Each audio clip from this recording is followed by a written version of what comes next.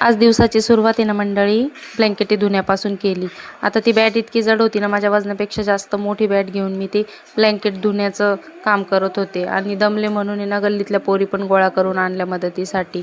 आणि ब्लँकेट धुवून झाली, म्हटलं आता घरात जावं तर हे असा पसारा बाईनी करून ठेवला होता आधीच, तो आवरला आणि मग डेली रुटीनला सुरुवात केली आपल्या नेहमीच्याच कामाला।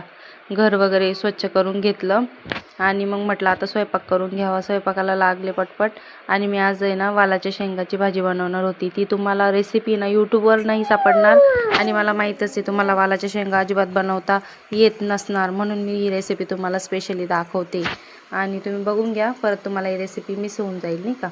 तर स्वयंपाक करून घेतला आणि भाजीवाले बाबा आले होते तर पळत पळत गेले आणि व्हिडिओ काढता काढताच भाजी पण घेऊन टाकली। आता हा संध्याकाळचा व्हिडिओ आहे बघा, दिवसभराची कामं काही संपतच नाही आपली। आणि आपलं ब्लॉगिंग असं आहे का लोक डेली रुटीन दाखवतात, आपण संध्याकाळची पण रुटीन दाखवतो, म्हणजे लोक एकीकडं आणि आपण एकीकडं असं आहे आपलं।